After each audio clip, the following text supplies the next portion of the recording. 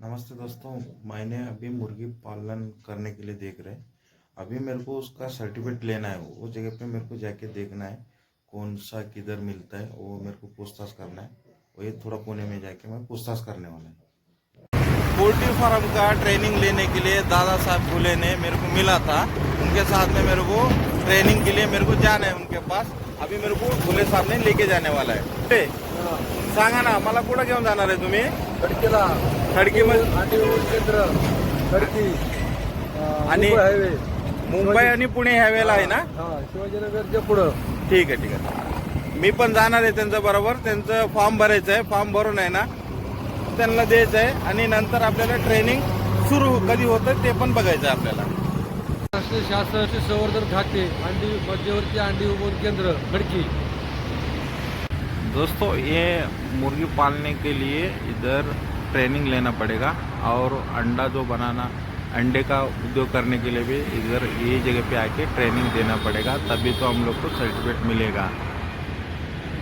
जिसको भी अगर ट्रेनिंग लेना रहेगा ना, इधर आके सर का, डॉक्टर सर का नंबर है और नंबर लेके इनको कांटेक्ट कर देने का और इनसे पूछ लेने का कि कौन सा टाइम पे ट्रेनिंग रहेगा, तो सर ने बता देगा हम लोग को। ऑफिस के अंदर मैंने पूछताछ किया, उसके बाद में उधर ट्रेनिंग का ऑफिस है, उधर स्कूल चालू होता है, वो जगह पे हमको देखना है। इधर ही अपना ट्रेनिंग होने वाला है। ये ट्रेनिंग का स्कूल है ये। अभी अंदर जाना है, अंदर है, लोगों ने बैठा है। 10 बजे सब 10 बजे तक आ जाएगा। ये इधर 10 बजे के बाद में हमारा क्लास चालू हो जाएगा। बरोबर आहे. दुसरं वायू विजन म्हणजे व्हेंटिलेशन. त्याच्यानंतर तिसरं खाद्य. त्याच्यानंतर चौथं पिण्याच्या पाण्याचा दर्जा. पुन्हा पाचवं खाद्याची नासाडी किंवा कमी खाद्य मिळणं. बरोबर. त्याच्यानंतर सहावं काय आहे? पक्ष्यांची हालचाल. बरोबर आहे. त्याच्यानंतर सातवं उजेड. आठवं रोग परिस्थिती आणि जे काय तुमची मरतूक होती त्याच्यावर. नववं कलिंग. बरोबर आहे. कलिंग करावं लागेल. समजा काही लंगडे आहेत किंवा बारीक राहिलेले पक्षी आहेत, त्याचं आपल्याला कलिंग जर केलं तर एफसीआर चांगला भेटतो. आणि चांगला एफसीआर म्हणजे आकडा कमी. ठीक आहे, हे लक्षात ठेवा. त्याच्यानंतर 10वं पक्षी विकण्याचे वय. जर समजा साहजिक आहे ना, 35-40 दिवसात आपल्याला अपेक्षित वजन भेटलंय, त्याच्या एका ठराविक वेळानंतर वजन वाढतं का? नाही वाढत. माणसामध्ये उंची वाढते का? नाही वाढत. माणसामध्ये वजन वाढतं, उंची वाढत नाही. तसं इथं काहीच वाढत नाही. उंची बी वाढत नाही नंतर आणि वजनही वाढत नाही. ठीक आहे, उंची वाढत नाही ना, उंची कुठून वाढत त्यांची? दोन्ही वाढत नाही. ठीक आहे, कारण आपण खायला त्यांना लिमिटेशन मध्ये देतो आणि त्याच्यामुळं जर समजा 40-42 दिवसात पक्षी घेतला गेला आणि त्यावेळेस आपण एफसीआर काउंट केला तर तो चांगल्या पद्धतीचा असतो. पण डिले 5 दिवस, 4 दिवस, 8 दिवस डिले झाला तर अजून फीड खाऊ घालायला लागणार आहे. आणि जे वजन वाढायचा जो रेशो असतो, म्हणजे सुरुवातीला लहान वयात पटपट वाढतं, तसं हळूहळू मोठं झाल्यानंतर वजन पटपट वाढत नाही आणि त्याच्यामुळे आपल्याला त्यांनी जास्त खाल्लेलं त्याच्या मानाने वजन कमी भेटतं. म्हणजेच आपला एफसीआर वाढतो, जास्त येतो. ठीक आहे, आणि वाईट एफसीआर भेटतो. ठीक आहे. त्याच्यानंतर दुसरं काय आहे? Broiler uniformity. कमर्शियल ब्रॉयलर कुक्कुटपालन व्यवसायातील नफ्याशी थेट संबंध असणारी दुसरी महत्वाची गोष्ट म्हणजे ब्रॉयलर युनिफॉर्मिटी. बरोबर आहे. कमर्शियल ब्रॉयलर कुक्कुटपालन व्यवसायामध्ये अंतिम ध्येय कमीत कमी कालावधीमध्ये कमीत कमी खाद्य देऊन पक्ष्यांचे जास्तीत जास्त वजन अर्जित करणं हे असतं. बरोबर आहे. ब्रॉयलरचा उद्देश काय आहे? कमीत कमी कालावधीमध्ये, बरोबर आहे, कमीत कमी खाद्य देऊन जास्तीत जास्त आपल्याला वजन घ्यायचंय, म्हणजेच एफसीआर. म्हणजे फिरून चालून पुन्हा आपण कशावर येतोय?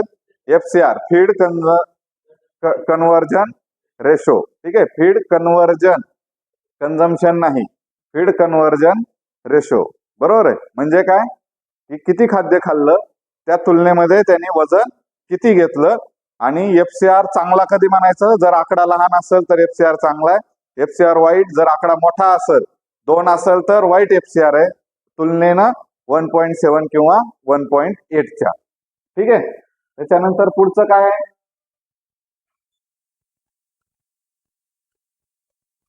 वजनाचा विचार केला जातो त्यावेळी प्रत्येक आठवड्यामधून एकूण पक्ष्याच्या 10% पक्ष्यांचे नमुने म्हणजे आपल्याला वजन घ्यायचे, बरोबर आहे.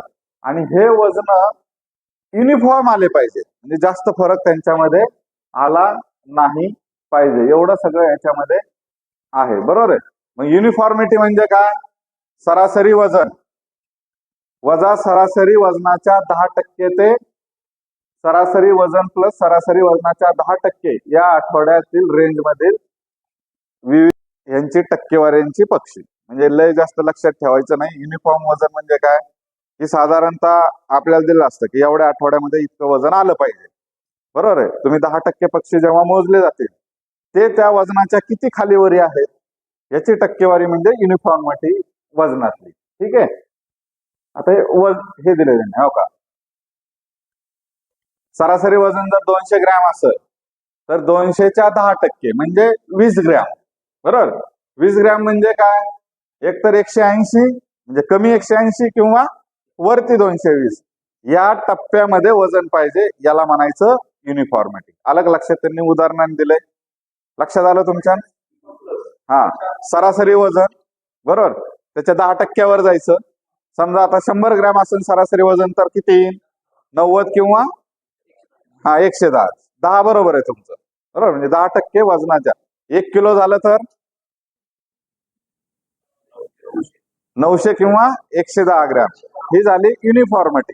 म्हणजे ह्या रेंजमध्येच आपल्या प्रत्येक पक्षाचं वजन हे ह्या रेंजमध्ये आलं पाहिजे. म्हणजे हा जेव्हा तुम्ही 2 बॅच 3 बॅच 4 बॅच 10 बॅच काढतील त्याच्यानंतरचा हा विषय खरं तर. कारण का, त्या अगोदर तर तुम्हाला हळूहळू शिकायचंय आणि मग त्याच्यातले बारकावे शिकायचे आपल्याला. म्हणजे कशाने काय होतं, कशाने काय होतं, बरोबर आहे. लिव्हर टॉनिक 10 दिवस द्यायचं, मग थांबायचं, पुन्हा 10 दिवसांनी पुन्हा चालू करायचं. बारकावेत हे तुमच्या नंतर लक्षात येईल. बऱ्याच वेळा आम्ही प्रिस्क्राईब करतो, हे आम्हाला शेतकऱ्यांनी सांगितलं की प्रिस्क्राईब करतो. प्रिस्क्राईब केल्यानंतर अगोदर काय व्हायचं, आम्ही कंटिन्यू त्यांना लिव्हर टॉनिक किंवा हे द्यायला लावायचं पक्ष्यांना. नंतर असं लक्षात आलं की 20 दिवस दिलं आणि 10 दिवसाचा जर गॅप दिला आणि पुन्हा 20 दिवसांनी चालू केलं, एक तर 10 दिवसाचा खर्च वाचला आणि दुसरा त्या पक्षाला रिजनरेट करायला आणि त्याच्यामध्ये त्यांची ग्रोथ अजून चांगल्या पद्धतीनं होतंय हे आमच्या लक्षात आलं. मग आता आमचे डॉक्टर काय सांगतात, 20 दिवस द्या, 10 दिवस गॅप द्या, पुन्हा पुढचे 20 दिवस पुन्हा चालू करा. म्हणजे ह्या ज्या काही गोष्टी आहेत ह्या बारकावे आहेत त्याच्यामधले. हे बारकावे आपल्याला नंतर थोड्या दिवसानं आपल्याला लक्षात येतात. हे बारकावाच आहे, युनिफॉर्मिटी ही सुद्धा बारकावा आहे. हे लगेच काही शिकायची गरज नाही, परंतु आता आलोय आपण तर लक्षात राहू द्या फक्त. आता युनिफॉर्मिटीवर परिणाम करणारी कारणे काय काय असू शकतं. एक आपण पहिल्यांदा शिकलो, काय, जे आपल्याकडे पिल्लं आलेत ते एका वजनाची जवळजवळ पाहिजे, बरोबर. म्हणजे पिल्लांची युनिफॉर्मिटी. ठीक आहे. त्याच्यानंतर दुसरं कारण काय आहे, नर मादी पिल्लातील वजनाचा फरक. म्हणजे समजा काय होतं, त्यांच्या वजनामध्ये फरक असतो, बरोबर आहे. 150 ते 200 ग्रॅम जास्त असतं. 6व्या आठवड्यात नर पिल्लांचे वजन मादी पिल्लांपेक्षा 150 ते 200 ग्रॅम जास्त असतं. हा नैसर्गिक आहे. ठीक आहे. जर आपण ब्रॉयलर मागवले आणि चुकून आपल्याकडे माद्याच जास्त आल्या तर आपलं जे सरासरी वजन आहे किंवा सरासरी युनिफॉर्मिटी ती काय होणार आहे, कमी होणार आहे. का, तर त्यांच्या वजनातलाच फरक 150 ते 200 ग्रॅम असतो. योगायोगानं आपलं नशीब चांगलं असेल, जास्त नर आले त्या ह्याच्यामध्ये ब्रॉयलर मध्ये, तर मग मात्र आपलं वजन चांगलं घेणार आहे. त्यावेळेस FCR सुद्धा आपल्याला चांगल्या पद्धतीनं भेटणार आहे. म्हणजे ह्या बारीक सारीक गोष्टी आहेत. म्हणजे फारच म्हणजे त्याच्यामध्ये डिफरन्स असेल तर थोडाफार शेवटी 50-50% निसर्गाचा नियम आहे, तो कुठे डावलला जात शक्यतो नाही. म्हणजे समजा आता आपण एवढे आहेत, आता आपल्याकडे जर मुलं आणि मुलींची संख्या ओळखली किंवा मला 2 मुली आहेत, त्यांना 2 मुलं असतील, इथं एक झालं ना गुणोत्तर, हे जवळजवळ सारखंच असतं. काही आपल्या कारणामुळं आपण आता समजा सेक्स सॉर्टेड आले, आपण आता गोरे मारतोय, कालवडे येत आहेत, बरोबर आहे.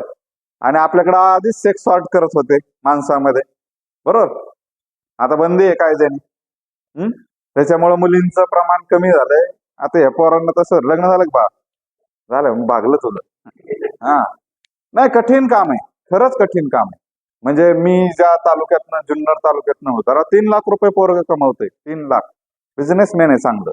अवस्थेतील शुष्कता म्हणजे गरम वातावरणामध्ये एका दिवसाची पिल्ले जर लांबचा प्रवास करून आलं तर त्यांना काय होतं, डिहायड्रेशन होतं. आणि ते डिहायड्रेशन कव्हर व्हायला बराच वेळ लागतो. आणि त्यावेळेस म्हणजे काहींना डिहायड्रेशन झालं असतं, काहींना नाही, किंवा इंडिव्हिज्युअल व्हेरिएशन असतं. आणि त्यावेळेस मात्र युनिफॉर्मिटी तुमची राहत नाही. ठीक आहे. त्याच्यानंतर ब्रुडिंगचं तापमान आलं, व्हेंटिलेशन आलं, बरोबर आहे, हे सगळे करणारच आहे. त्याच्यानंतर काय आलं, खाद्य आलं.